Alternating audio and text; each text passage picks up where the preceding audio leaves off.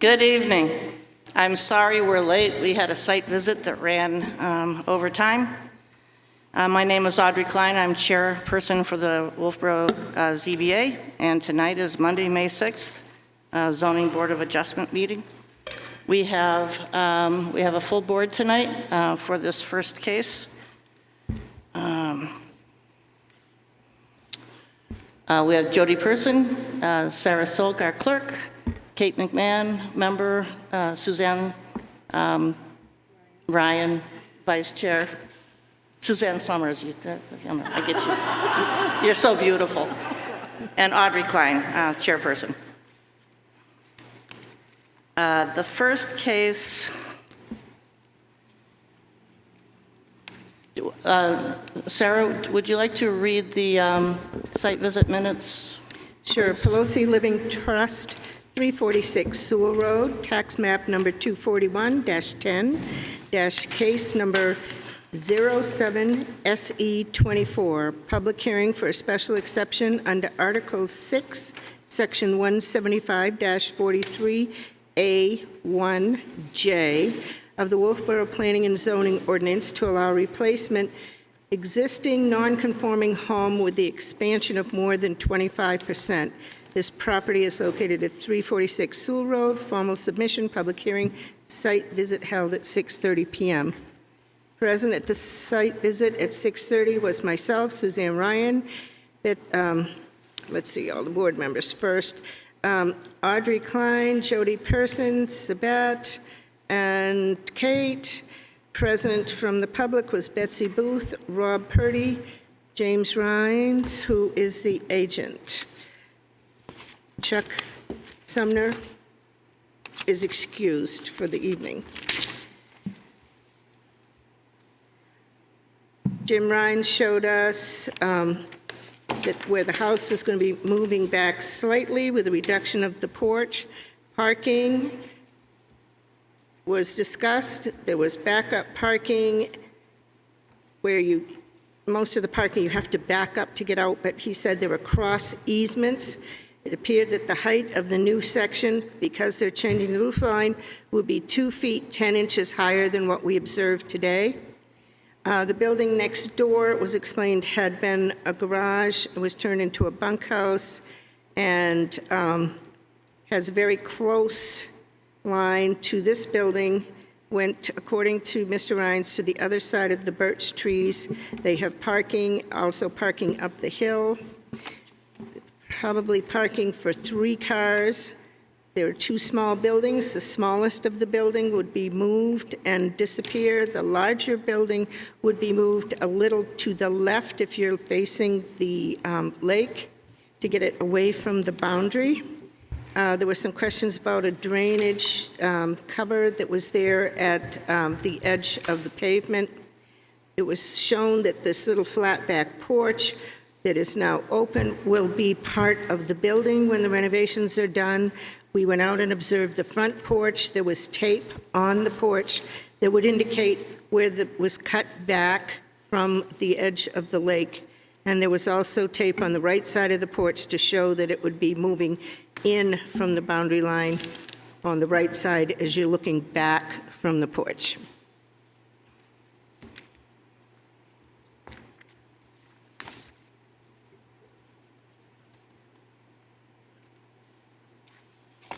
Thank you. I have a couple of questions for the town planner before, we have to open the meeting on this, which I guess we did since you read the site visit notes. But before we go into any public hearing, I have some questions for the planner.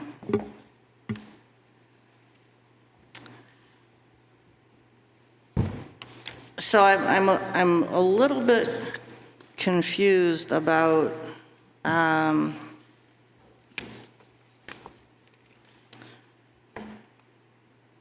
Section 175, 143, non-conforming structures, AC. So it says here it may be expanded or extended by no more than 25% of the non-conforming building or structure, but with no further intrusion into the setback area by special exception. So I guess, could you explain how you see intrusion into the setback area? Like, what does that mean exactly? To me, that means the building would be moving closer to the water. So you're just talking about the front part of the building? Correct. So what if they were proposing building something to the side that was no closer to the water, but was still within that 50 feet? Would that not be an intrusion into the setback? It could be argued that, but it wasn't looked at that way because it met the side yard setback. So it's filling in behind where it is. Because if you look at other sections, you're allowed to relocate a building in the same footprint or the same configuration by being more nearly conforming. So for example, if the house were raised and moved back a foot and to the left a little bit, you could do that without the special exception. So to me, the area that's in question is the vertical area between the existing home going vertical within the 50 feet.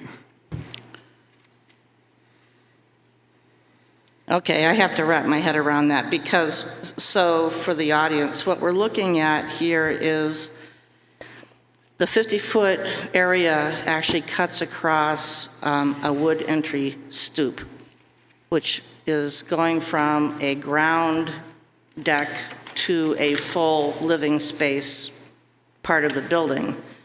And that's within that setback area, so why is that not a further intrusion going from a non-habitable deck to a habitable piece of the house?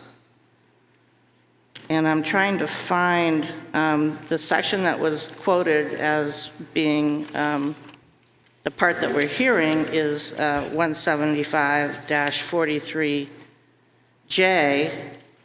A structure may be expanded vertically above any setback, within any setback, which is within that 50 feet, above existing non-conforming footprint. And then my other question is that deck defined as non-conforming footprint for the purpose of this section? And there's lots of lines here. So is there a section that defines a deck as non-conforming footprint? Well, a deck is a structure that's part of the structural element, which is the house, so that would be the footprint.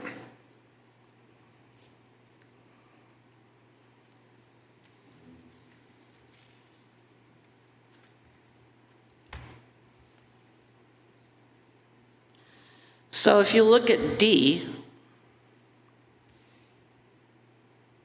the basis for determining the maximum and cumulative expansion limitations of 25% shall be the existing lawfully non-conforming footprint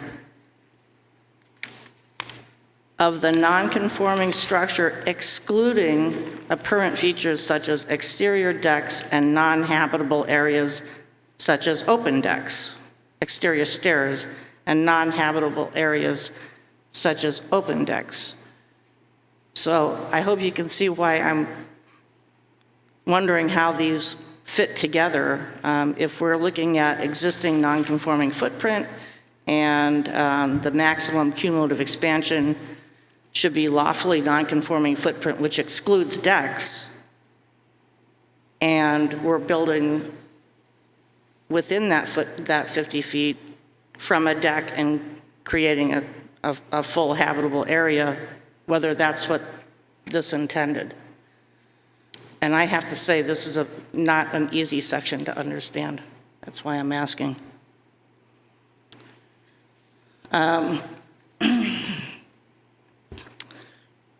Do you folks have any questions or any clue as to what I'm talking about? Yeah, I have a clue, Okay. and I follow. And it seems to me like Suzanne. Oh, Oh. right. Microphone. Yes, I follow what you said. And I'm not sure that it's clear that this new proposed plan is actually following the existing footprint either. And it talks about lawfully existing. We don't really know what the status of that was either. We don't know, but we don't have any information about that, so I think we have to accept what we've got. So if what I'm saying is that this section doesn't apply, and this portion of that deck can't be then built into full living space with a special exception because it's not part of the lawfully non-conforming footprint, which excludes decks, then that would require a variance and not a special exception in order to get past beyond the 50 feet where the rest of the structure is not really in our purview from a special exception standpoint. Does that make sense to anybody else? I don't recall having an application like this in front of us. Me either, and I did the old-fashioned way, and I put it up to the light in the window, and it really doesn't show the expansion being as what was there.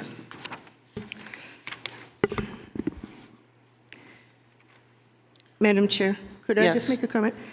We have what's listed as an existing condition and proposed conditions, but when I'm trying to determine, when I was looking at this, how to cross the two, I didn't hold mine up to the window, and I'm trying to scale the size of the drawings because there wasn't a single measurement on there, on the drawings.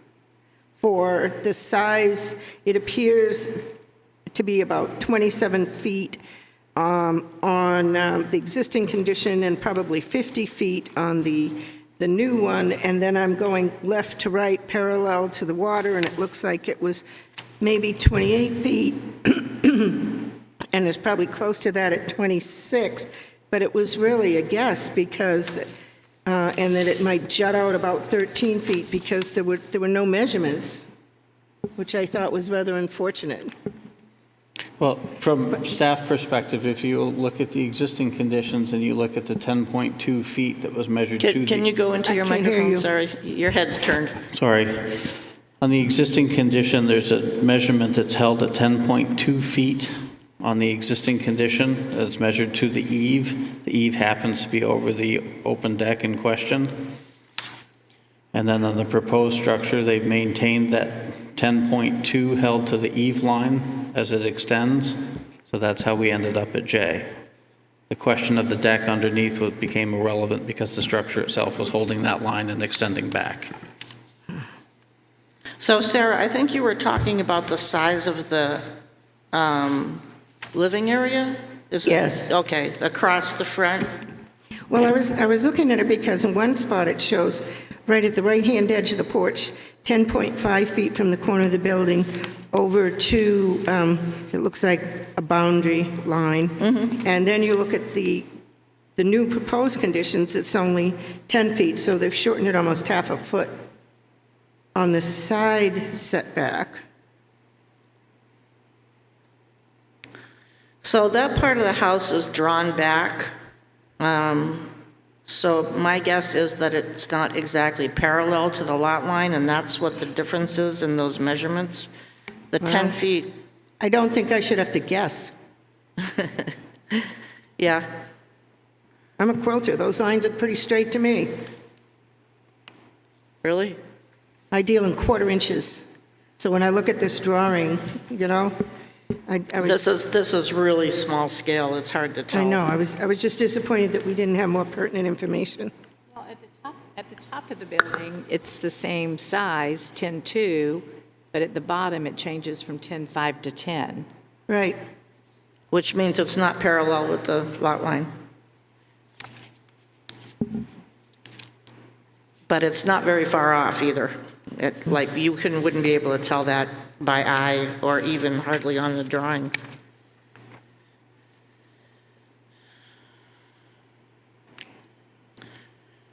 So, But when you're trying to figure out if it's a 25% expansion of the footprint, it Well, I would be think nice that- to know what the measurements were on each of those footprints. and I think if we open the public hearing and we hear from the engineer, we can ask those kinds of questions. But this particular part was, are we hearing a special exception based on considering this deck part as part of the lawfully non-conforming footprint, or does it need a variance instead?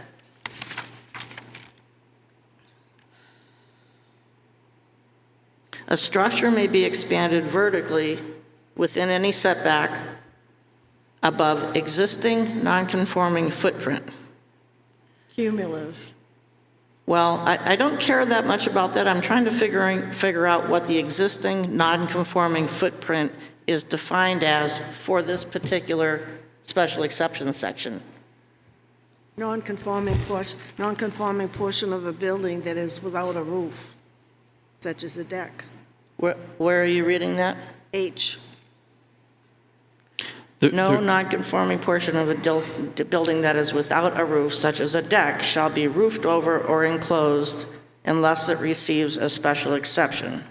One of the reasons we ended up at J was because you could take the existing building and replace it 5 feet back, 10 feet back.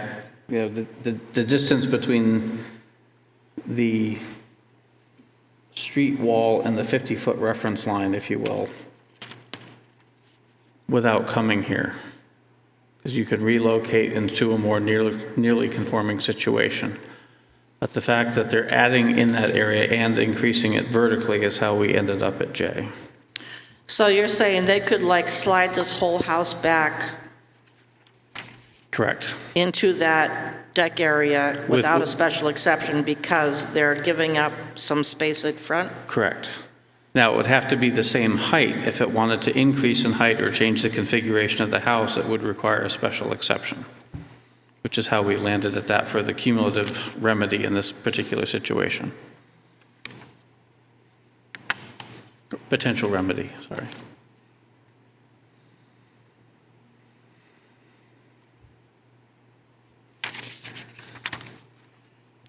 This is as clear as mud to me. It is. But in order to answer this question, just so that we can move on,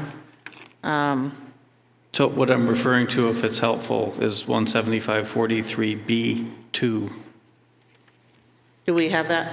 You don't. What it says is replacement of the structure, provided that the replacement structure is the same size and configuration as the nonconforming structure, and the location is the same or a less nonconforming location. So if you were to go on the existing site only and tear it down, move it back to the one number you didn't give, but move it back to the 50-foot line, they could build it without any special exception. So then, in order for us to make that equivalent, we would need to know, after going into public session, whether they've actually reduced the square footage of the existing to the extent. But they're changing it because they're adding 25%. I mean, I understand the nuance of whether they're increasing the height of the deck by more than 25% or whether they're increasing the structure, but overall, it fits into that category.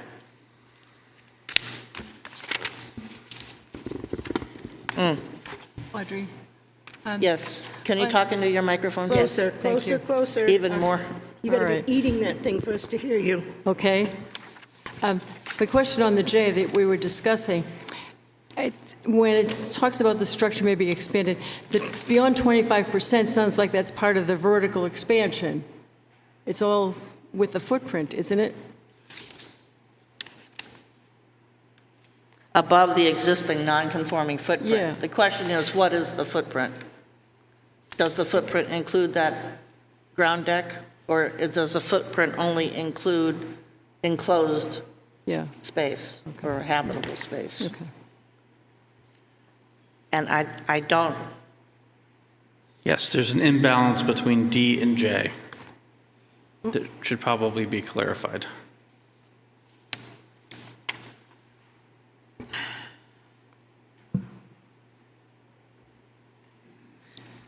To me, the purpose of D is to say, because there was a deck off the side of the house in 1950, you should be able to use that as part of your footprint for expanding habitable space. But in this particular case, the habitable space is being added to the rear, therefore not further intrusion, therefore J applies, and going vertical. It would have been helpful if they put on a existing plan the square footage of each portion of the structure that's living space, Right.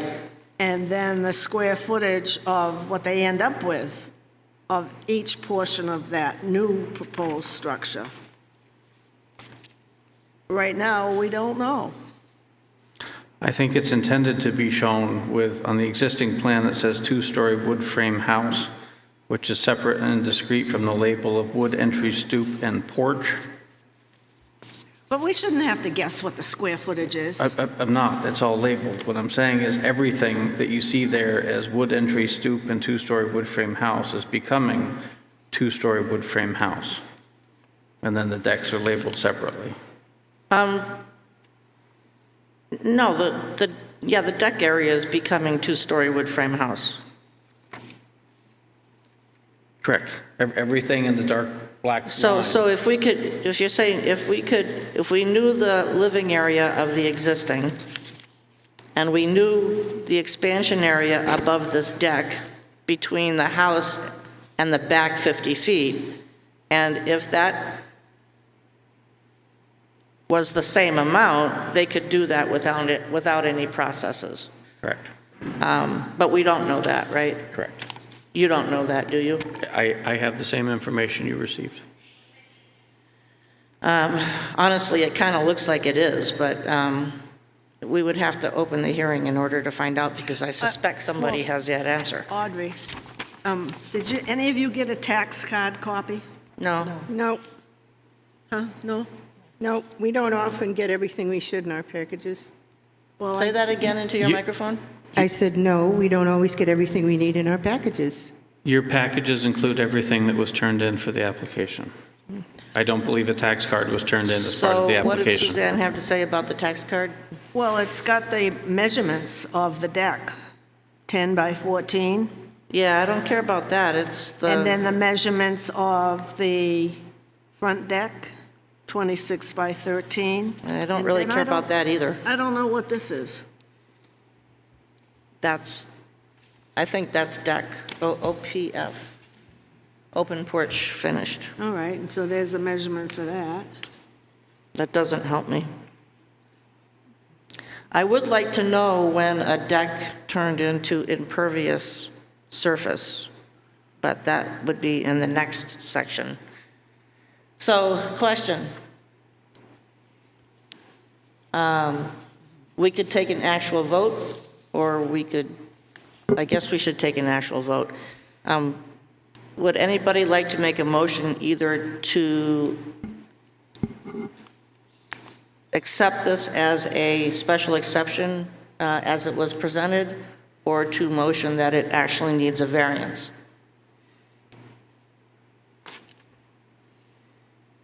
Neither one? I don't Well, we're feel gonna- confident making that motion, I think, not without checking with the town attorney. I'm With sorry. who? What? Our attorney. Well, it comes down to the age-old question, which do we have jurisdiction over for this application, a variance or a special exception? I wouldn't want to open the hearing for the wrong one. Well, that's what I'm concerned about. Well, then I would make a motion to continue it and get a reading from the attorney. I think they're very good questions. I don't know the answer.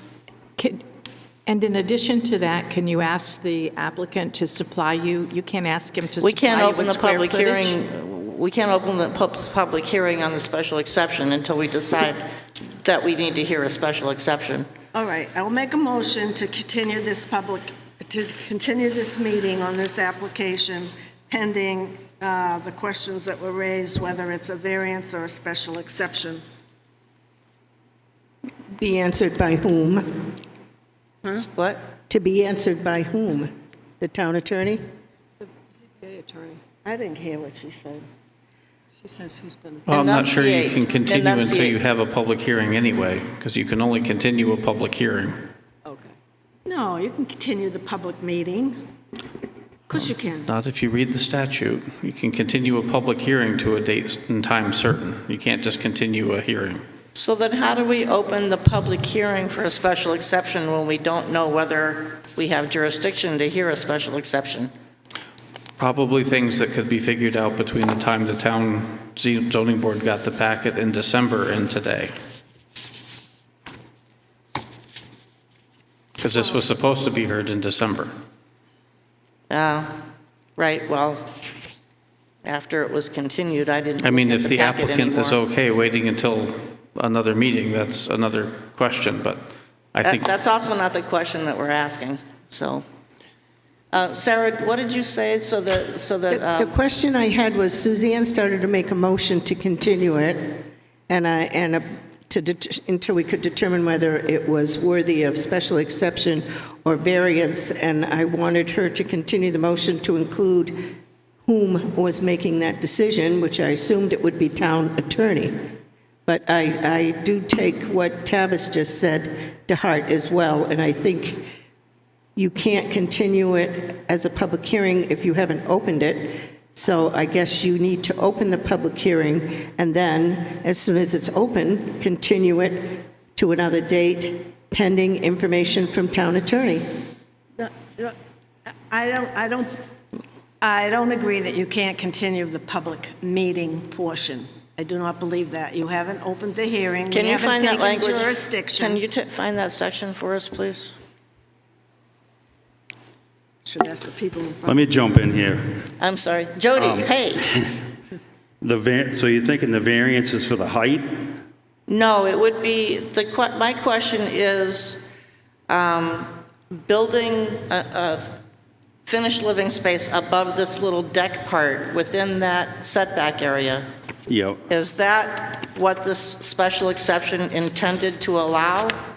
Because if it wasn't, then it would need a variance to do that instead of a special exception. The language is very So this, unclear.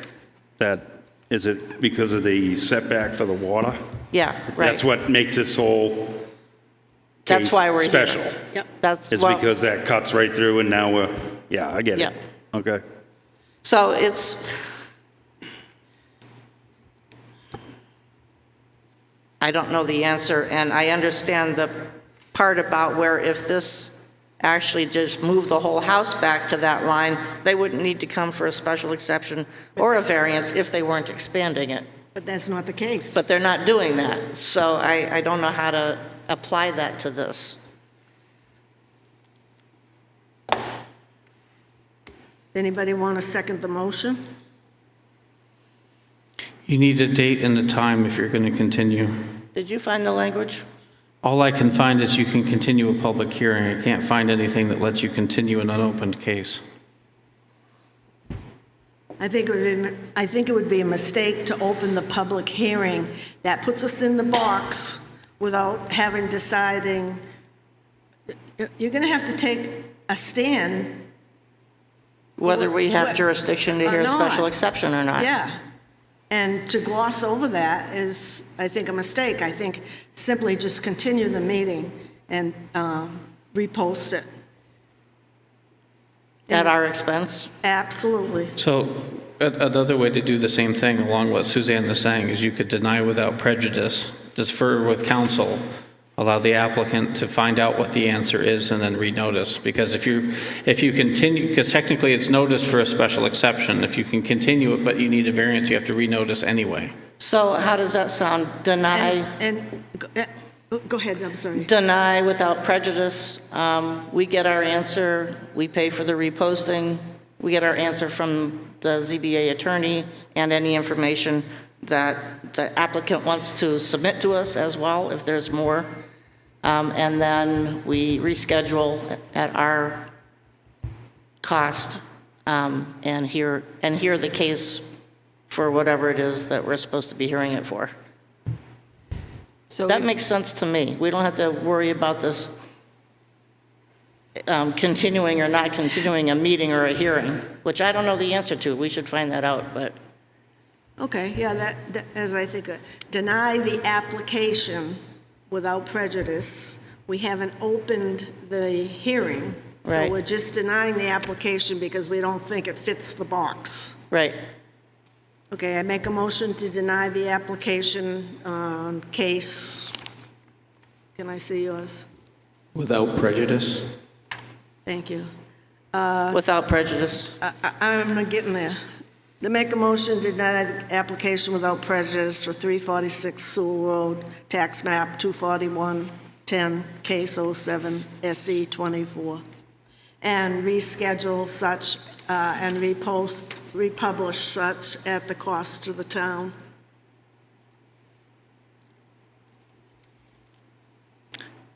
Is there a second? I'll second it for discussion, so we can deny it without opening the public hearing? Yeah, because we're not taking jurisdiction. on You're basically saying you don't know if you have jurisdiction. Yeah. Okay. Yeah, okay, then I'll second it. If the advice is for a variance, then the property owner needs to submit an application for a variance. Right, So they'll find that out from someone? right. Somehow there'll be discussions about, Okay, to make us certain about what we're supposed to be hearing here, and because we're not, we're offering to pay for the reposting. I got, thanks. now, would this be put to next month's meeting, or, I don't know when you're going to have an answer from council. Probably next month. When is the deadline for application for next month? because I'm wondering, I wasn't on the board, but it looks like that meeting in December didn't go on because the board didn't have enough, what was it, weather or Yeah, something? the applicant wanted to be heard by a full board, and we didn't have one, so And we they... didn't have a full board, so- They decided to put it off till spring because their engineer was out of town, Okay, basically. I didn't know how Yep. that worked. 2 reasons. So what is the deadline for next month? I'm getting, hold on one second. We could meet in 2 weeks, would be the 20th. If we had an answer, we could That meet earlier. 20th is a Monday. The last Well, Monday you- of the you- month you- is, You have to notice it, so realistically, the soonest you could meet would be We the have time to 27th. notice it. no, the 27th is a holiday. I'm just saying, mathematically speaking, the soonest you could do it would be the 27th. Yeah. What is the holiday on, oh, is that, Memorial Day. yeah. Well, I think the next scheduled meeting date would be, I mean, the deadline for June is 5/13, so that would give council less than a week to respond in order to meet that deadline. And the applicant would have to submit a completely different application if the variance is the right. determination. But we can't help that. That's not our, That's the easy Responsibility. part. Yeah, that's the easy part. The hard part was this part here. That's done. did you want to discuss further? No. Anybody else have any discussion because we have a motion and a second? And the meeting date. Meeting Well- date's going to be determined by the answer and when the applicant submits revised information if required. So if the answer from council is it needs a variance, then whenever the variance application comes in, a date would be set. Right. Roll call, Jody? Yes or no? Okay, you want me to start with somebody else? No, I'm just wondering, I'm so green, and, I'm new at this, so I'm a little confused, so I don't know if I can sustain my vote, and you guys... You can I- can, Or do I have to vote? you don't have to vote. You can vote yes, you can vote no, or you can abstain. Yeah. Abstain, not sustain, abstain. I think I'm going to abstain because there's just too much information here, and I'm just getting overwhelmed. That's fine. I just- It's confusing to me, and I've been I doing don't this know for what- years. What else to say. Sarah? Yes. Kate? Yes. In the microphone, please. Yes. Yes. And yes. And what's the date going to be? Determined After by they these. apply. Well, it's, So can you, I guess I'll be asking the question of the ZBA attorney. That one, yes. Okay. What date did he say? We don't Well- know the date yet. 5/13 is the date to submit for June's meeting. Oh, it's going to be The June? deadline. Okay, Yeah. June. So you can't get it in time to do one on the 20th? We don't know what they're applying for yet, so you can't notice until we know what they're applying for. Oh, We only have a week to get the information back and Yeah, have them yeah, know what to okay. apply for. Thank you. I'm sorry, Jim. Oh, actually, I'm not sorry. It is what it is, but thank you for coming. And I'm sorry for calling you Jim.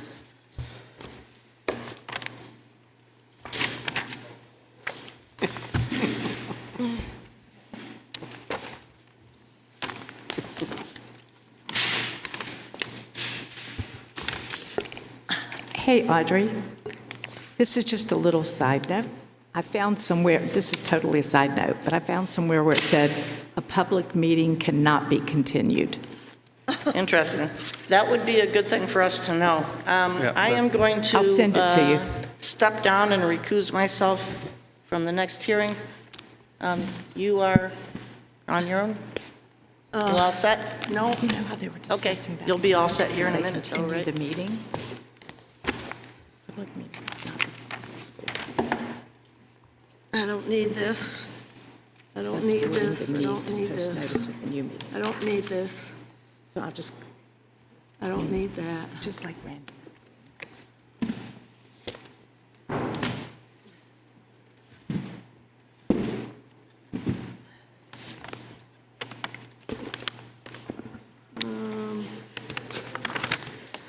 Oh, for crying out loud.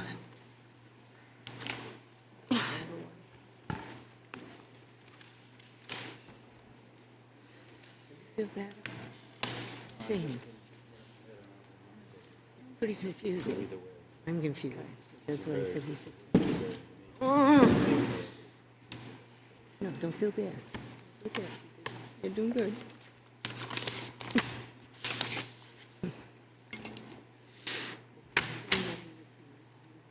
Hang on, I gotta find my...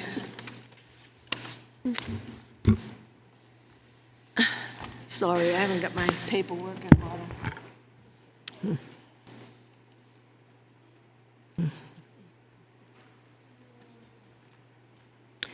Would you like Take it. this No, one? I need more than that. Okay.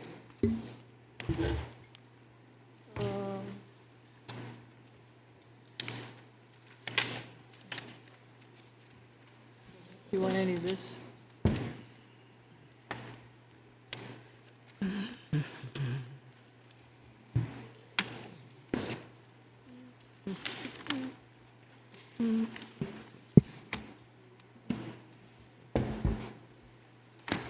Put it in the wrong packet.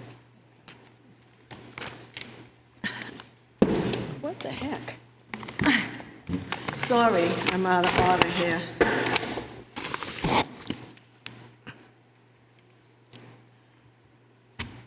Okay, so,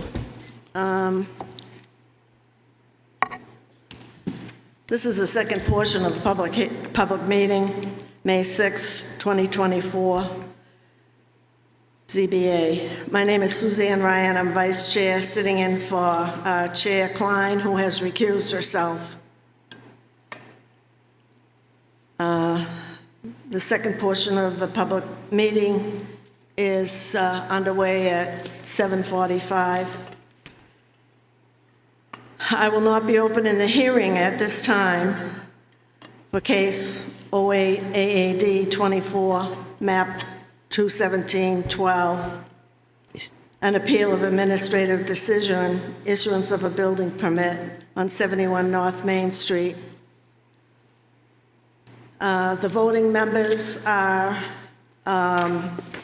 as appointed earlier, which would be Sabette, who's an alternate, will be sitting for Audrey.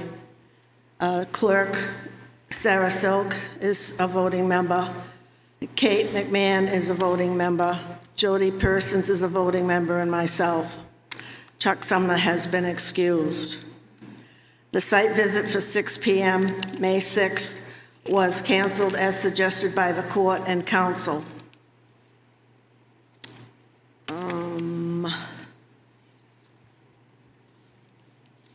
Now, if I can find that.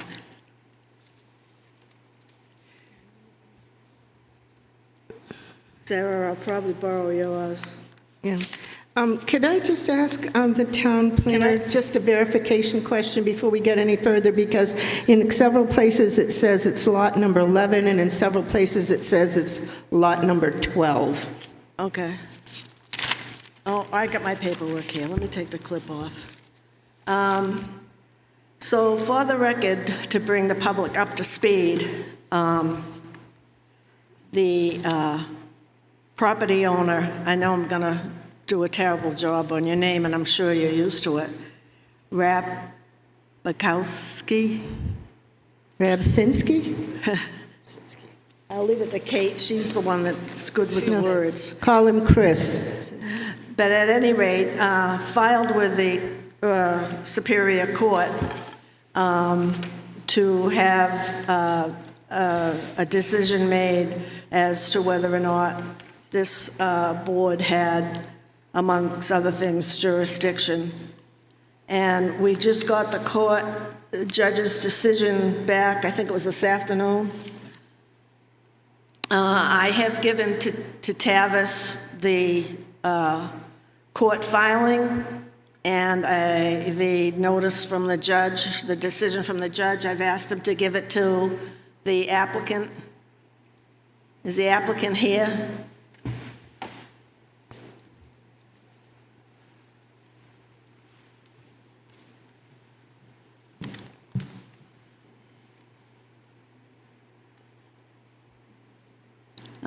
This has been a moving target, so we're just catching up to speed on what we got today. And I'm not going to read it verbatim, but it's public information. I'm going to read the majority of it, which I think is helpful and self-explanatory. On May 3rd, this was submitted to the court, and for an order enjoining the Wolfboro ZBA from conducting proceedings on an appeal from an issuance of a building permit. And the plaintiff argues that the appeal is untimely under the ZBA rules of procedure, and the ZBA therefore lacks jurisdiction. Counsel for the ZBA acknowledged at the hearing that the plaintiff's jurisdictional argument is substantial, but he urged the court to refrain from issuing injunctive relief because proceedings have not yet commenced, and the board itself has not considered or decided whether the appeal is within its jurisdiction. Counsel explained that appeals are routinely automatically put on the board's agenda when filed, but this is done by administrative staff and is not the result of any deliberation action by the board. Counsel's position is that plaintiff's jurisdictional objection must be directed to the board in the first instance before any review or intervention by the court. The court agrees. The court is not aware of any precedent for this kind of preemptive judicial intervention requests here. The court also reassured by the ZBA counsel represented that before any site visit, the board will consider and rule plaintiff's jurisdiction challenge first before any site visit. It's also counsel's understanding that even if the board decides to exercise its jurisdiction, it would not conduct a site visit on the same day. Finally, counsel stated that if the board were to deny plaintiff's objection, he would encourage the board to delay proceedings to the merits so as to afford the plaintiff time to appeal that decision to the court. In light of these and all other circumstances, the court does not find that the instance case presents such an imminent threat of irreparable harm to plaintiff's interest as to warrant the extraordinary preemptive remedy requested. Plaintiff requests for injunctive relief is therefore denied without prejudice to his ability to appeal to the court from the ZBA decision on jurisdictional issue. The case will remain open for 30 days. Now, so the public meeting portion is opened or continued for when Chairman Audrey opened it. And so at this time, what I'd like to is hear from the petitioner that submitted the petition, as well as the owner of and his attorney from 71 North Main Street, as to both parties as to the timeliness of the application, and also it was raised about the substance of it, and I don't think we'll go there yet. I'd like to do the timeliness discussion first. And I'm not sure who should go first. I think I would like to have you go first, because this is all new to the person that submitted the... Thank you, Madam Vice Chair. My name is John Kazinovich. I'm the attorney for Chris Rabczynski, the property owner.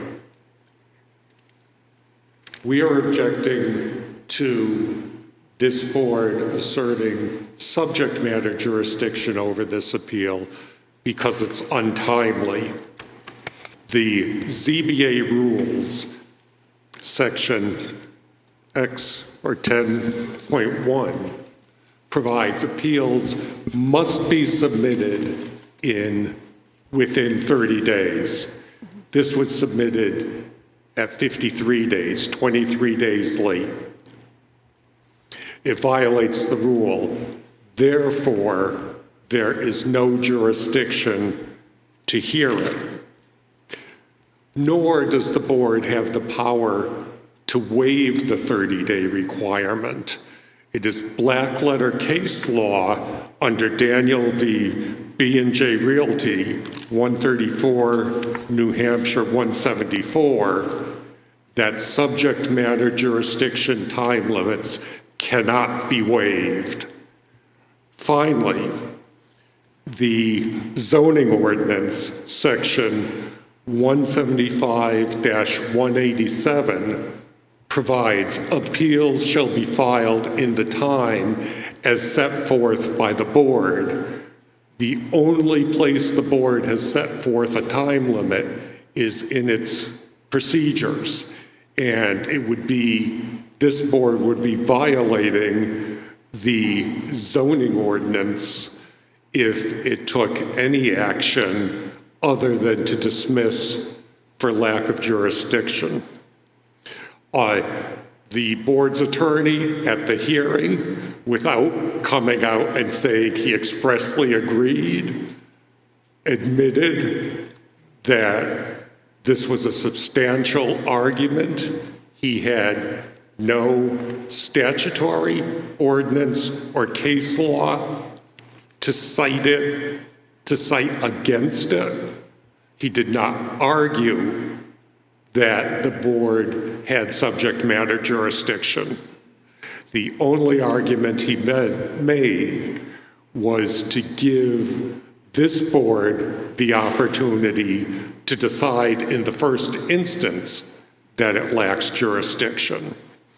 I would note in particular that when the board does not have the power to waive jurisdiction, it cannot inquire into good cause for why the appeal was late. That is irrelevant. In Daniel versus B&J Realty, which I referred you to, the appeal was 1 day late, and I think the appellant got sick or something. There was actually a reason it was 1 day late. And that was not acceptable to the New Hampshire Supreme Court. So this board has no choice but to hold that it does not have jurisdiction, and if it held otherwise, it would be violating Mr. Rapinski's civil rights by denying him his vested interest in a validly issued building permit that was unappealed in timely fashion, and it would be denying him his use of the property.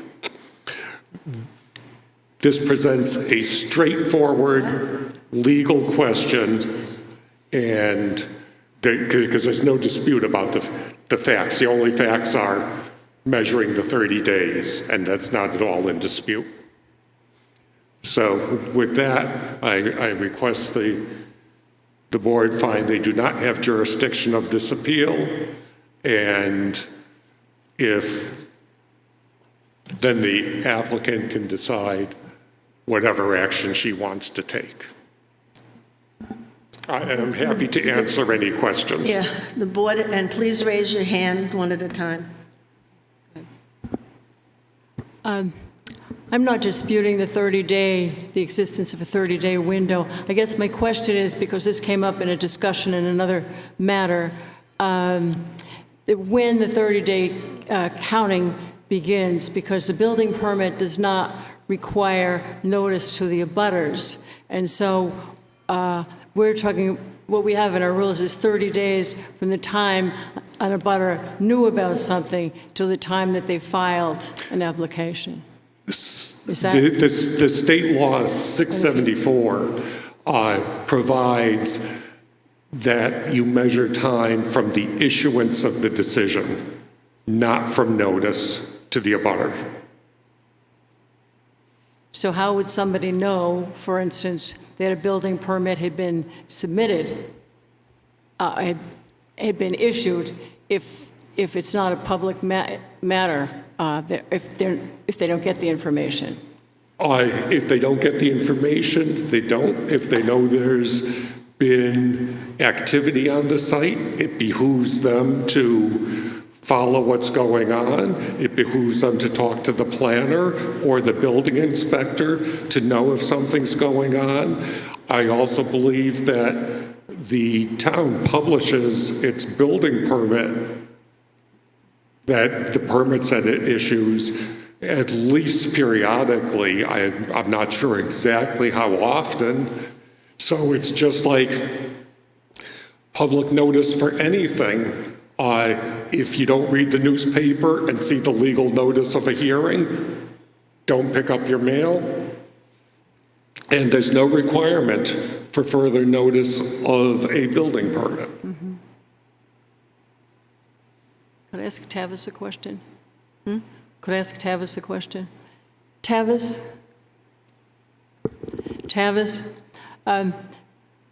Who gets notification about building permits?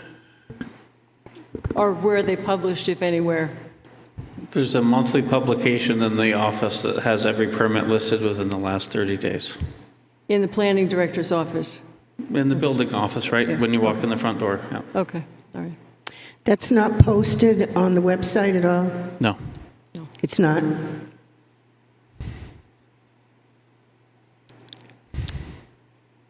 But the other part of your answer is there is no public notice if there's not a meeting required. Okay. So if there's not a special exception or a variance or site plan or something like that. I see. Okay, thank you. Okay, thank you. What's the lady's name? Bainton? Mrs. Diane Bainton. Bainton.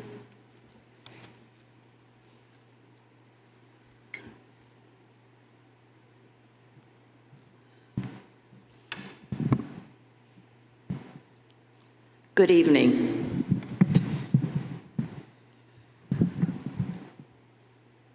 Is that okay? Let me start by addressing the timeline of my appeal.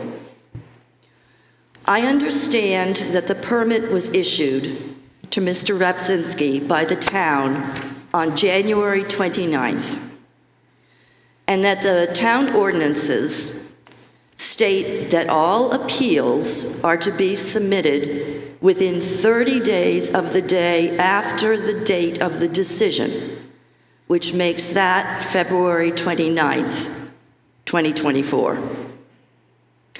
As discussed already, I was unaware that a building permit had been issued for the property. Nor, in fact, was I even aware that the property had recently been sold. There had been no activity on the property whatsoever until after the February 29th date. In early March, neighbors and my tenant at 10 Libby Street informed me that a fence had gone up around the property and that there was construction equipment in the driveway next to mine. No one knew what was going on. There was speculation that it might be a new roof. There was speculation that it might be new windows. There was speculation that it might be painting. No one knew. On March 4th, a neighbor went to the town offices asking to see permits filed for 71 North Main Street, and he was told that they would be emailed to him. They were not. A couple days later, the neighbor went back to the town offices and photographed on his phone the building permit, which was then emailed to me and I received on March 11th. On March 12th, at 6:18 a.m., I received an email from a Libby Street neighbor that stated, "Good morning. The house is now gone." On March 15th, I emailed the town manager, the town planner, and the town code enforcement officer that I would be filing an appeal. It took me a couple days to find out how to file an appeal and who I should notify about that. On March 19th at 4:40 p.m., my appeal package was mailed from the Topsfield, Massachusetts post office via express mail one-day delivery. It was received March 20th at 9:16 a.m. by the town of Wolfboro at the post office. So the house came down on March 12th, which was the first thing I knew of any of this. And my appeal, my appeal was received by the town 8 days later. I believe that it was on March 21st that the stop work order was issued. I can give you each a copy of this. And I suppose at this point, it makes sense for me to ask if you're going to listen to me anymore.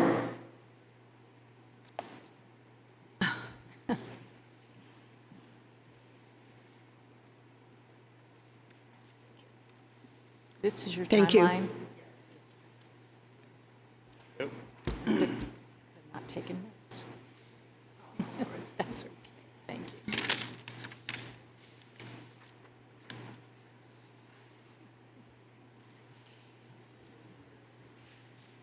Okay.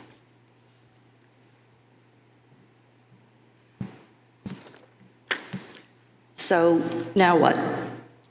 As far as you have gone, talking about timeliness of submittal, I think we'll call it right there, because I don't want to get into the substance unless I get a jurisdiction deciding from the board here.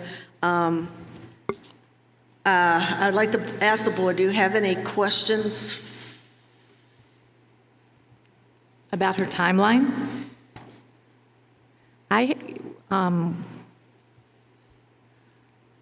Where was the part, I'm looking for the part where she was told that the information, or a neighbor was told the information would be emailed, and it was not. That was on March 4th. So, So Tavis, Or March, a couple days later. Was that directed to our town planner? And if so, I live in Massachusetts. I was told via email, phone conversations, that the neighbor went into the town offices, I assume the planning department, to ask for permits that had been filed on 71 North Main Street. okay. Tavis, would you share from your point of view any information you have about that? I did not have anyone ask me on or about March 4th for permits. Typically, the person that receives people at the door would be Terry. I was not made aware of somebody asking for files. I also don't know from this, it says around March 4th, so it's hard to go back, and a neighbor, and I don't know who that would have been. I know there's one neighbor who happens to be here that was in and looked at the file a couple of times. I don't know if it was the same neighbor or not, so.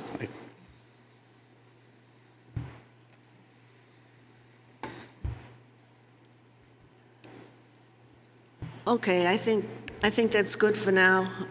You like to rebut? Sure, yeah. Sit back, Kate.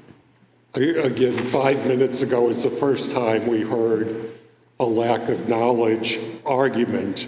However, lack of knowledge of the permit issuing is not an excuse for untimely filing. And for that, I'd cite you to Kelsey versus Town of Hanover, 157 New Hampshire 632, and also 47 residents of Deering, the Town of Deering, 151 New Hampshire 795. While at times it may seem unfortunate, jurisdictional limits are tough, and the Supreme Court has rejected a lack of knowledge, because then you get into a quagmire of when someone knew or should have known. Were they diligent monitoring conditions? Are they telling the truth? Are they not telling the truth about what they knew? Should someone else have done something?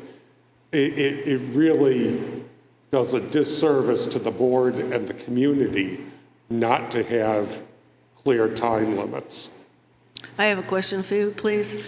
The case that you just cited, was that for a variance, a special exception, or a building permit? All three cases I've cited are building permit cases. Okay, Suzanne? thank you. What? Oh, go May I ahead, ask you a Sarah. quick question? Go ahead. Excuse me, could you slowly repeat? It was Kelsey versus whom? Town of Hanover. Town of Hanover? And it was 157 New Hampshire 632? Yes. And the second one was 47-something versus Deering? 47 residents of Deering versus Deering. Okay. And what was the rest of that citation? 151 New Hampshire 795. Thank you. And I discussed these cases both with town council before ZBA council got involved, and these cases were brought up at the hearing before Judge Attari, and Judge Attari was very aware of them. And in fact, they're cited in his order, or at least the J&B cases. Okay.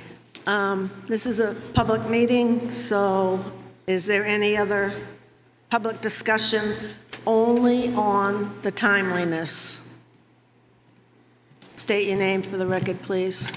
Good evening, Derek Brown, Libby Street. I'm going to make a slight adjustment to a couple of the dates that Ms. Baton, because I'm that email person that was mentioned earlier, not by name. So I'm going to give you the specific timeline because for some of you that are familiar with my face, unfortunately, I've been becoming accustomed to Board of Selectmen meetings, so I can tell you the exact dates of what happened when.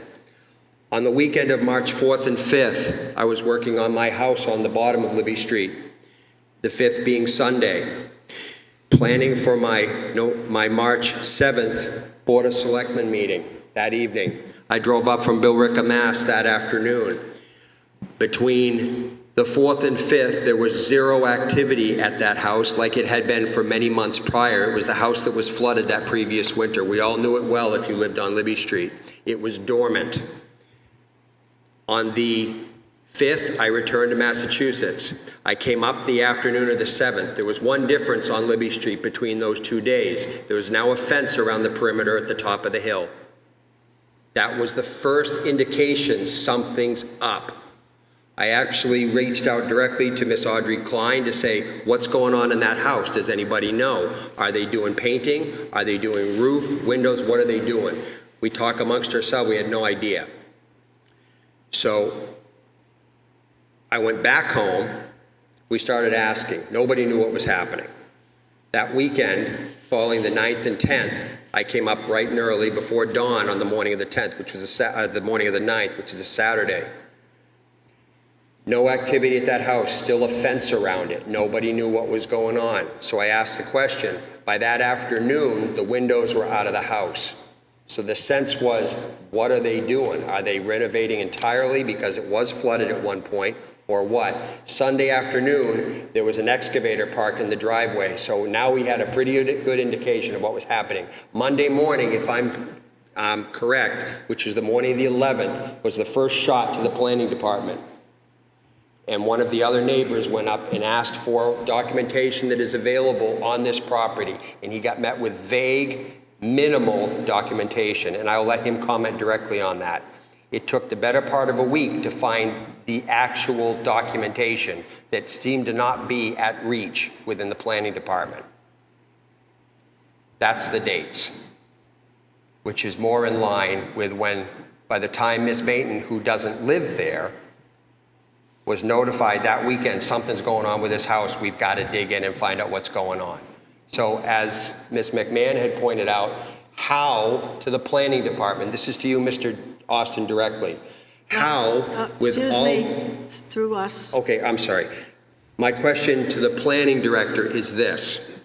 With all that has gone on Libby Street in the last 2 years of mayhem of construction, why would you not extend courtesy to keep people informed of changes that are happening versus blindside them this way yet again, like they did with the Bob Robert Beckwith project? No, we're not going there. Okay, so it's about professional courtesy for the taxpayers. I have a question for you. Yes.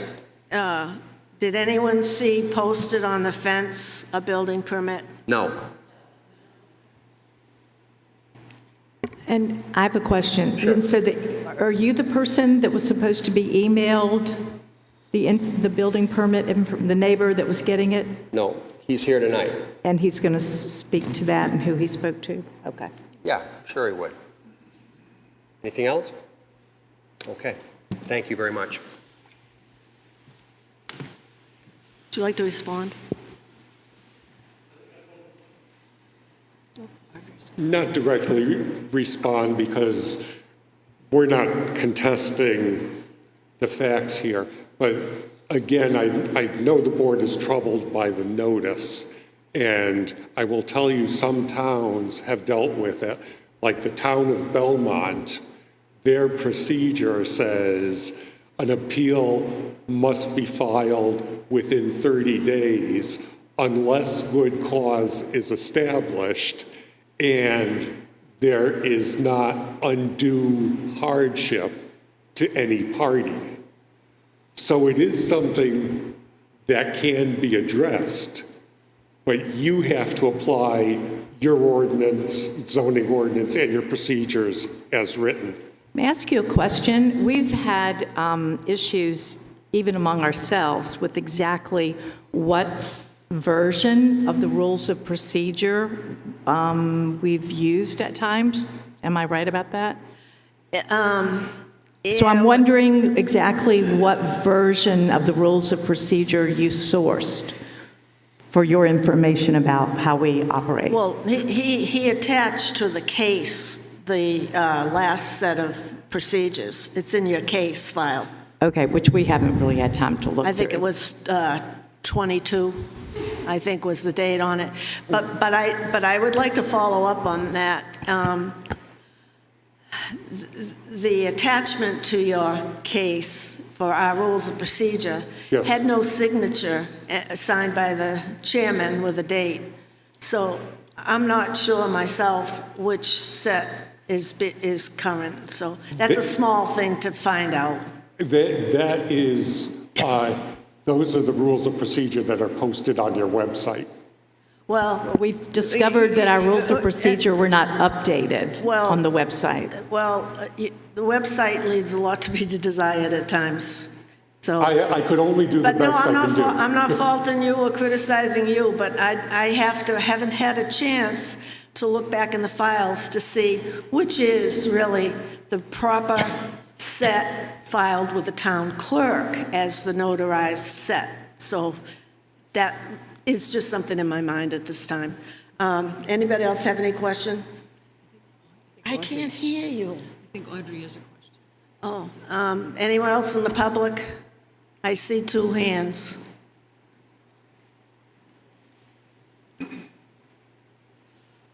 Hi, my name is Dennis Hart at 20 Libby Street. So I was the one that went into the town hall asking for the permits, and I did get copies of the permits on March 11th, but I was not presented the entire file, which we went back in later, and I don't remember the date that I went back in later, but I got copies of the demolition or the raise permit as well as the building permit on March 11th. Okay, thank you.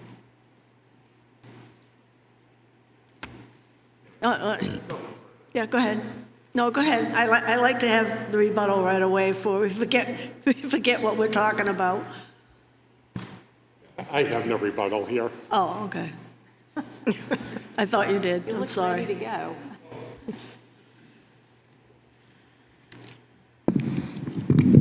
Hi, Audrey Klein. I just want to talk to some jurisdictional a rebuttal to that. So there's been a number of cases about building permits and the timeline when somebody finds out about it.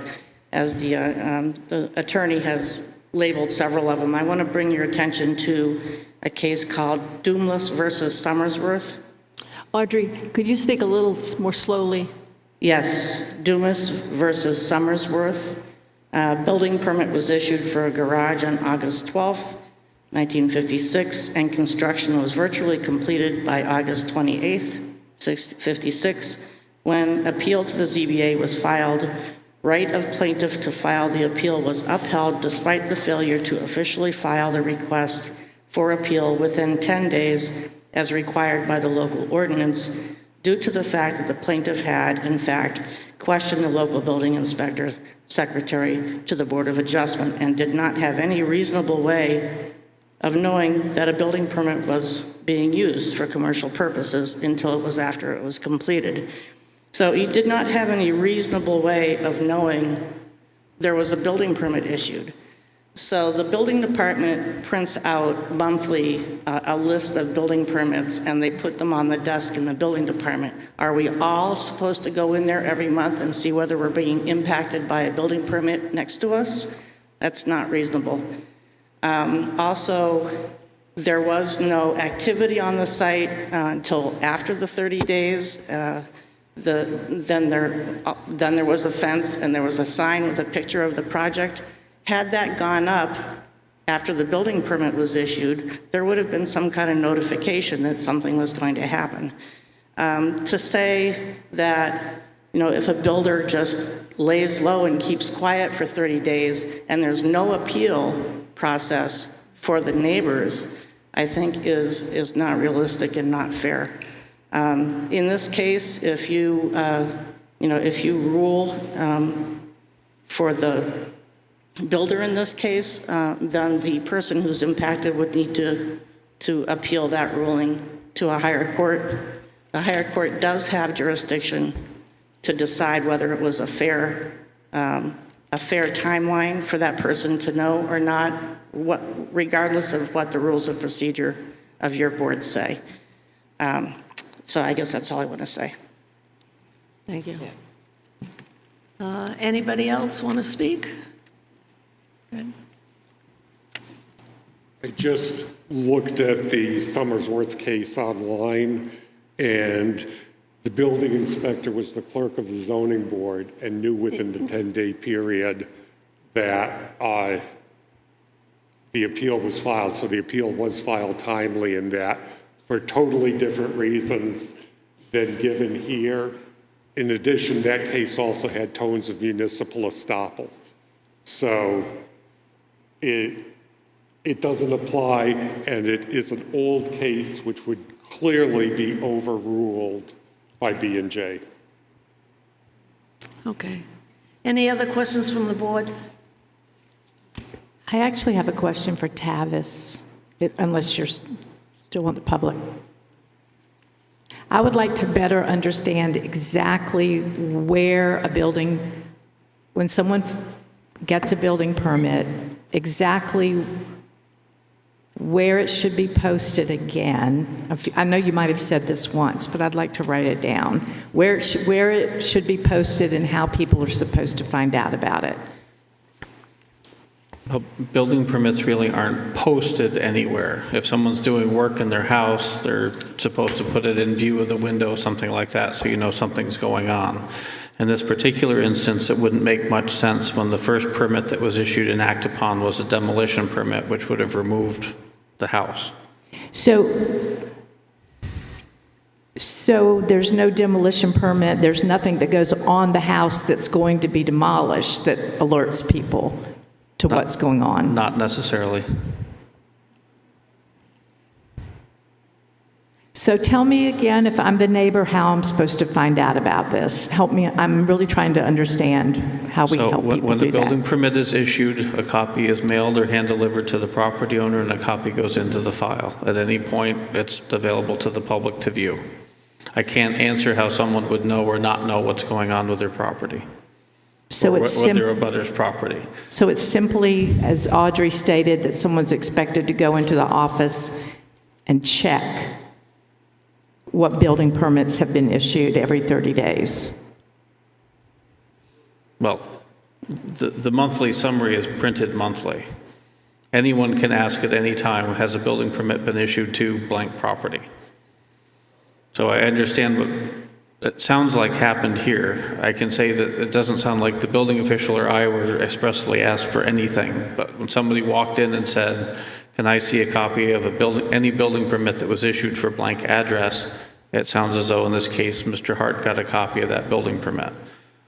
He then came in and wanted to look at what else was in the file and was given essentially a copy of the file. Again, I wasn't there. I think Dennis would admit he didn't speak to me about it, at least initially.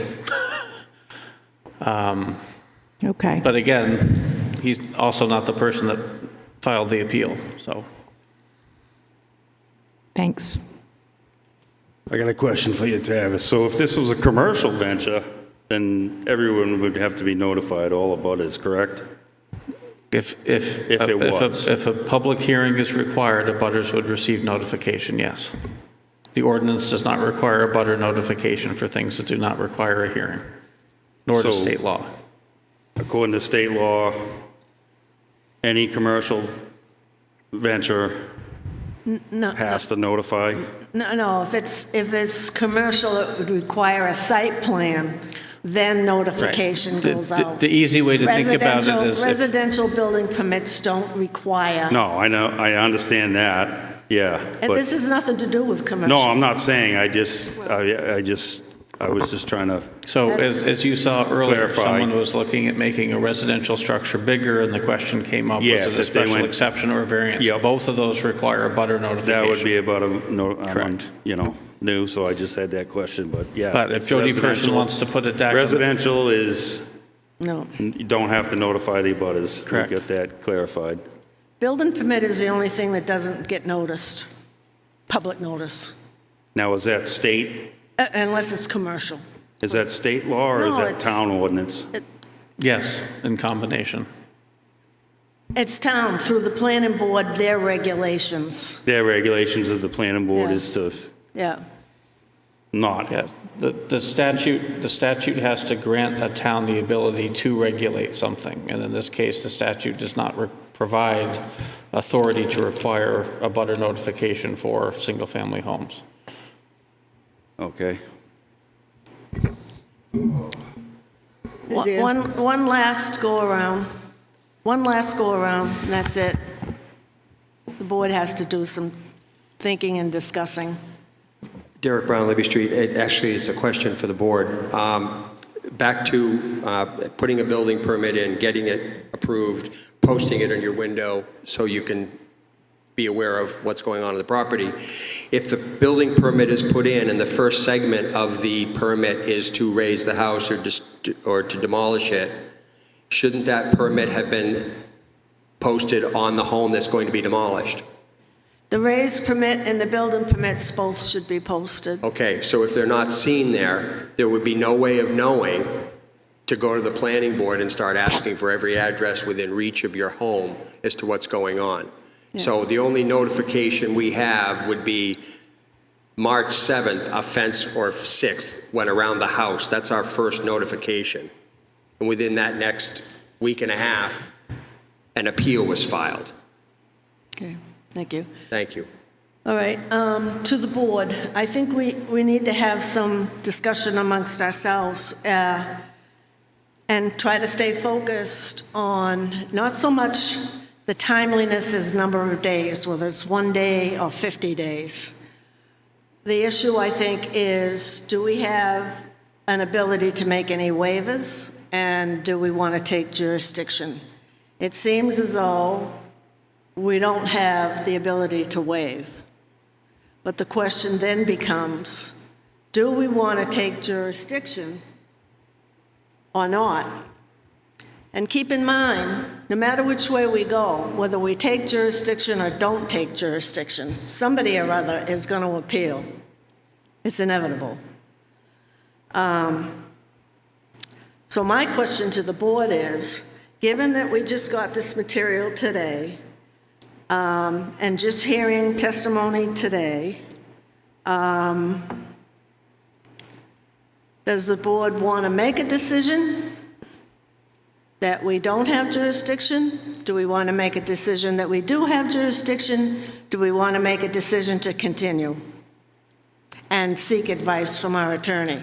Because I've had some back and forth, but just as of today, this morning, I think, but this board has not had discussion with counsel. And this is not a normal case. This is very unusual. And Well, unusual or normal, I just personally just found out about most of this today, and I haven't had time. I mean, I appreciate the case law cited, but I'd like to do some reading on my own and some research, and I don't feel like I'm ready right this second to make a decision, and I would like to see it continued so that we have time to do individual research. Sarah? Okay, I have been getting my packets whenever they're ready, and we just couldn't do anything about the decision of the judge because we didn't get his decision until today. This So we have had afternoon. no ability and no time to interface with our attorney about the results and get any advice from her, so I think we should continue it. You guys are really breaking me in here. Make a decision to take jurisdiction, make a decision not to take jurisdiction, make a decision to continue and get advice.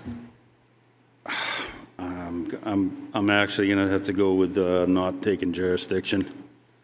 I just feel like it's a lousy rule and ordinance, the 30 days and no notifications. So. No, I've already researched it. Yeah. I mean, it's an unfortunate thing that it's only 30 days. Well, but you got 3 questions before you. Which one do you want to pick?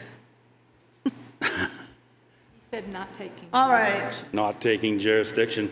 okay. Because I have to go with what's protocol, law, whatever you want to call it, the 30 days. The appeal wasn't made in the 30 days. I gotta go by that. I really do, unfortunately. I don't agree with the the way it's set up, that no Okay, notification, but all right, you've what I'm- answered the question. Yeah. Kate?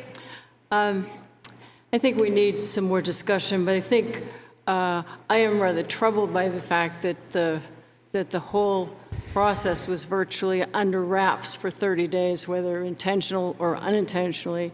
And I'm troubled by denying the public input from the neighbors and the abutters. That really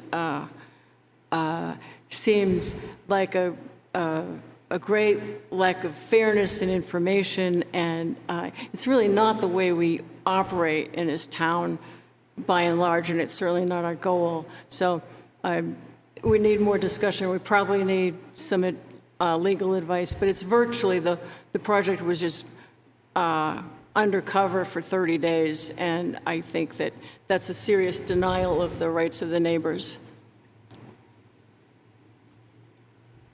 So are you looking for more information from town attorney? I'm not sure what your decision is, Kate. Pardon? Continue. Okay. I'm not sure what your decision is, Kate. Are you looking for information from our attorney? I think so. I'm inclined to think we ought to have jurisdiction in this.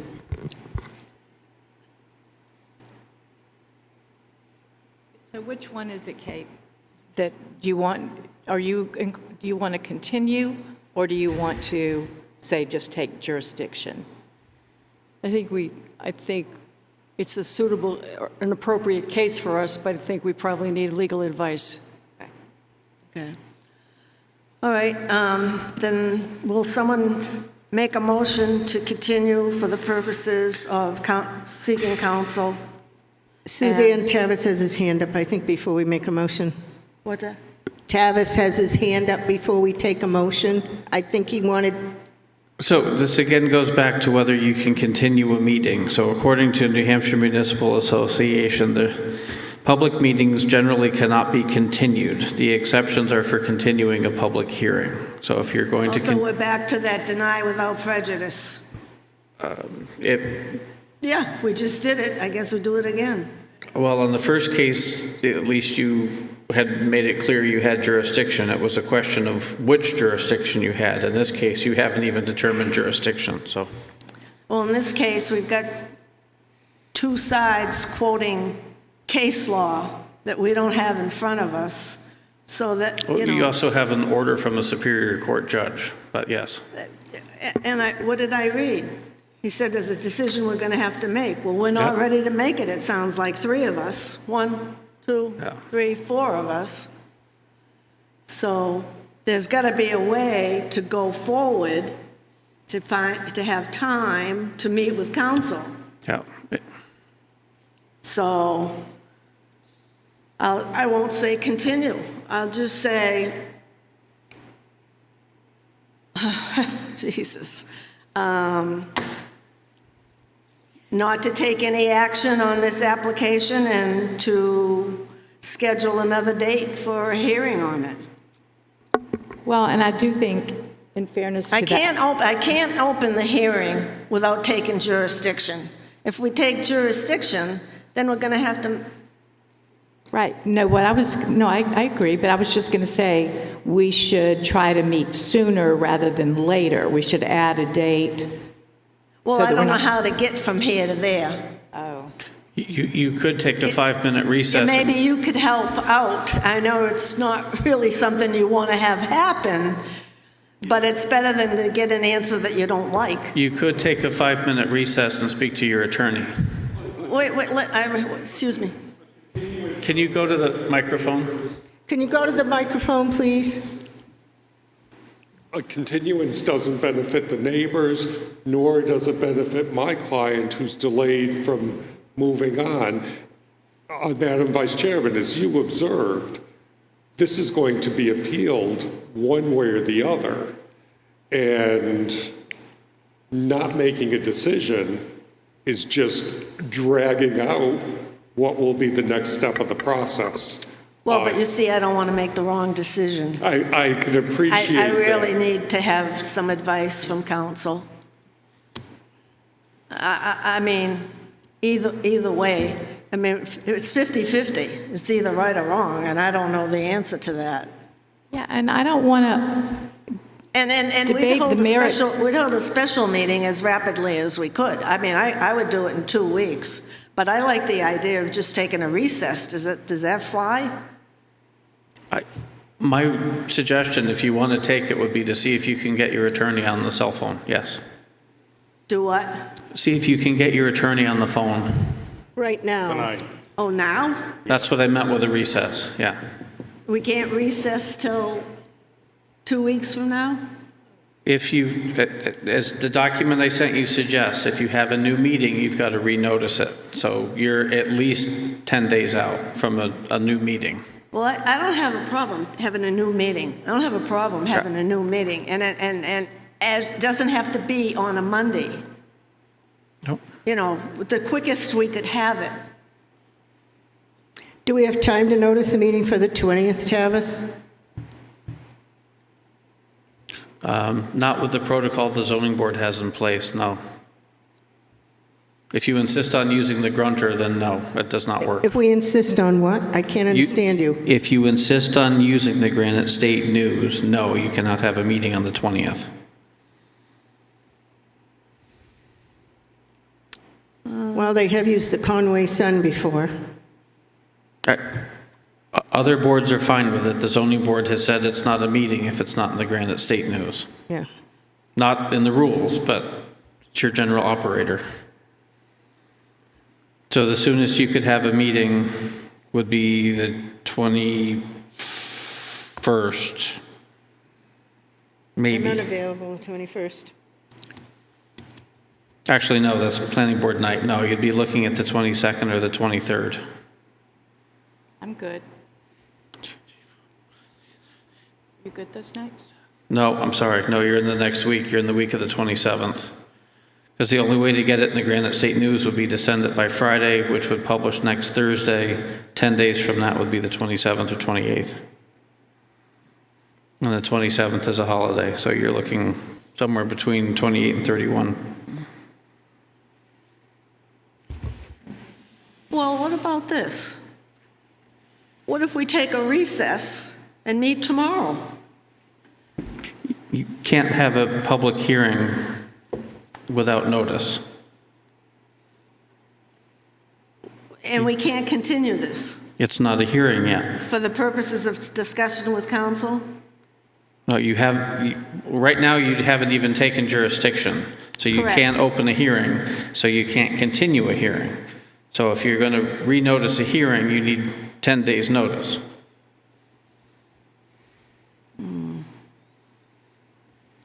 Well, I'm uncomfortable not getting input from our council. And part of the reason, I mean, I'm sorry to say this, but part of the reason we're in this quandary is because you guys went to court first instead of bringing it to ZBA, where we would have had discussed the case. The question of jurisdiction is, I mean, you're going to go back and appeal, or they are, but one of the reasons the timeline is now pushed back is because you went to the Superior Court rather than following the process of first going through ZBA, if I understand it, correct? So I don't want to feel undue pressure. I do feel for the applicant, but I mean, in this case, I guess you are the applicant instead of her, but I feel for him and wanting to get going with this, but on the other hand, I don't want to feel pressured because they chose the route of going to court instead of coming to ZBA first, where we would have heard the case. Well, I think it would be 6 of one, half a dozen of another. Well, I mean, it just goes to the pressure that I'm feeling yeah, we've about. got pressure, but I think as far as time, having to, take another extra couple of weeks, if they, whatever decision we make, if they appeal it or she appeals it, it's still going to probably take longer than us getting on the phone with the council. Just point of order. Have you I need you to use the microphone. And if it's helpful, I'm yes. sorry, this is Richard O'Dell. This is just a point of order. Have you officially closed off the public portion of the Meeting. of the meeting that you currently are using? No, this is a continuation of the one that Audrey opened. No, I mean for the jurisdictional issue. I have not opened the public, You had a number of people. I have not opened the public hearing. No, no, This I is still a public meeting. I understand. There have been public comments with respect to the jurisdiction on this particular issue. Correct, there have been. Right. I'd like to just add one to that before you make your decision. Oh, okay. Okay. Could we have your name again, please? I couldn't hear you. Sure. Richard Odell. Thank you. If we go to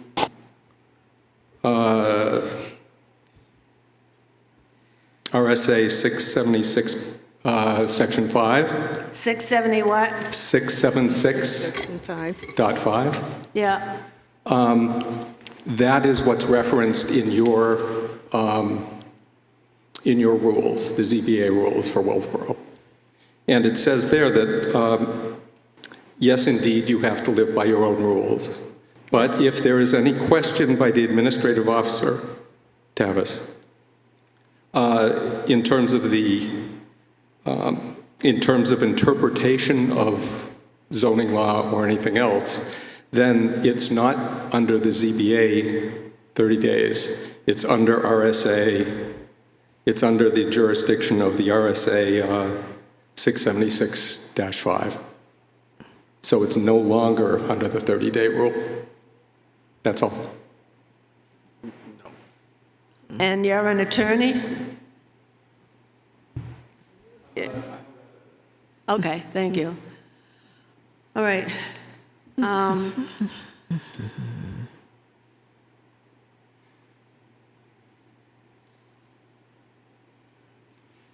If we're up against having the ability to continue this meeting, then the only other choice is to make a decision on jurisdiction and let the chips fall where they may. If we say we take jurisdiction and we're wrong, they'll take it to court, she'll intervene. If we're wrong, the judge will send it back and tell us fix it. If we don't take jurisdiction, let's see, now which way does it go? If we do, we'll go to court. If we don't take jurisdiction, then it's dead the in the water. applicant, the lady that filed the petition can take it to court. Right. And then they'll probably intervene. So you want to just bite the bullet and take a position? Or, I mean, I don't see how we can continue it unless we open it. We can open it and say we can open it, take jurisdiction, and not make a decision on the jurisdiction and continue it. That's the way to do it. You don't have to make a decision on the jurisdiction. We can open the public hearing for discussion on jurisdiction and not make a decision on that jurisdiction, and then continue that hearing till we speak with the attorney. That's the way to do it. Never mind this meeting thing. I was trying to do it under the umbrella of a meeting without getting boxed into making a decision without counsel. So I'm going to make a motion. I'm going to make a motion that we open the public hearing, public hearing on this case, 171 North Main, for the purposes of coming to a decision on jurisdiction, the timeliness of jurisdiction. I second. Okay, so now we don't have to make a decision. We can now say, someone motions that we continue this till, I forgot what date you said. Any day and time you want. Oh, any day? You could do it tomorrow at 3 o'clock if you really wanted. So all I have to do is say date, time, and place. Okay, so what's today? Today's Today is the 6th. Huh? Today is the 6th. All right, what works for you two? Well, I think we need to allow the attorney to get back to us, and I think we need to give her at least, a week or so. Well, we go back to the 20th. You're here? Yeah. 20th is The good for me. 20th works for you. You're here, Kate? The 20th, I don't know, I'll check. Are we talking the evening of the 20th? We sure are. I Okay, will yeah, be that's there. good. I'm here. Budget committee has a meeting that night, but I'm looking to see if it's in the library or in here. Okay. It's in the So- library, so yes, you could have one here on the 20th. So to repeat the motion, I'm sure it's convoluted, to continue the public hearing for 71 North Main Street to seek legal advice on jurisdiction and hold such meeting here in the town hall, May 20th at 7. Then, can I just ask a quick question? Then do we schedule the site viewing for 6:30 that night? I would not suggest scheduling a site visit until you've determined jurisdiction. Okay, thank you, Travis. Yes, I would go along with that wholeheartedly. Okay. Is everybody clear on that? Okay. I got a second, I think, from Sarah? No, from Sabat? Sabat. Okay, roll call vote. All those in favor of continuing the hearing to the 20th at 7? Yes, continue it till the 20th. Yes. Yes. Yes. Okay, that's it. Hearing continued. Sorry to put you through the agony. It was of trying to make a decision how to move forward.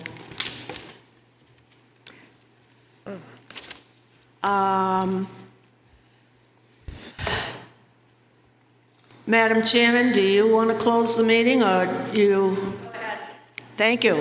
I move to close the meeting. Just a minute, Suzanne. We have some business that we need to take care of. I don't want to do minutes. I don't want to do minutes either. We need to pick officers. What do you got? We need to pick officers. We didn't do it last week. You Well, didn't do it but then this week. Audrey will have to come back.